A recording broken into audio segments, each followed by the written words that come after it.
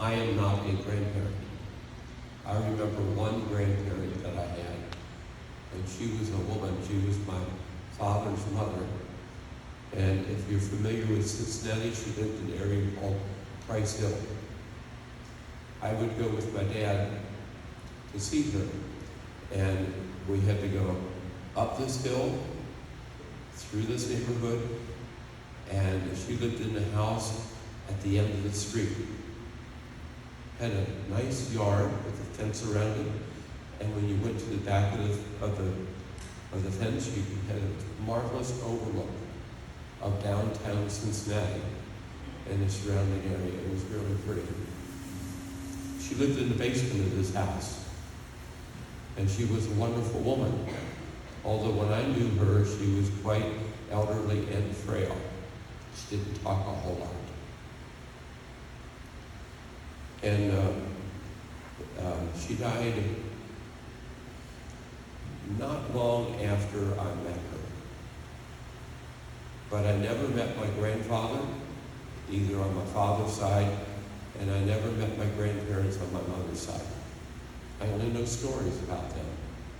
And I know a little bit of history because Sylvia and I went to visit their graves once in Vine Street Hill Cemetery in Cincinnati. Found the graves not only of my parents, but of their parents and the parents before them. I learned that she was originally a Durr, that's spelled D-E-U-R-R. And they emigrated from Germany in about 1870. So I am the great-grandson of immigrants to our country. And I remember that. They must have been quite some people. Now, grandparents. I know a lot of grandparents, in addition to most of you, because I know most of you are grandparents too. Grandparents, I know to be responsible people.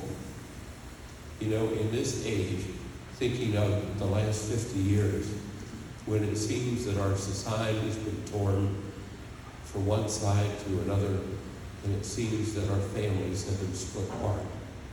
The divorce rate in our country has been really, really awful. There's been so much disruption to our families. And you know who steps in to fill the void? It's the grandparents. It's like my friend Tammy,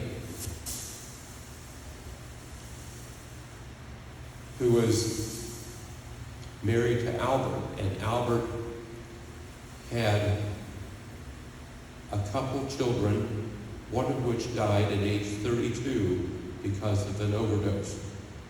He had 6 children, and he was divorced. I mean, their family was torn to shreds. Tammy took charge of 2, maybe even 3 of the children, and she raised them the best she could as a grandparent. You know, it was easy. It was really difficult. Grandparents are ones who know the old version of what responsibility is and follow through.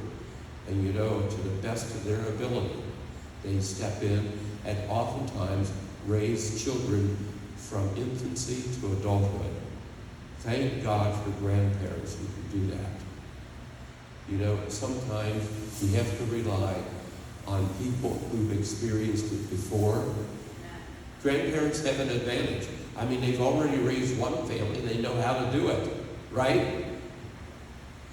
And if called upon, even though it's difficult and changes your life, oftentimes grandparents will step in and they'll do the job.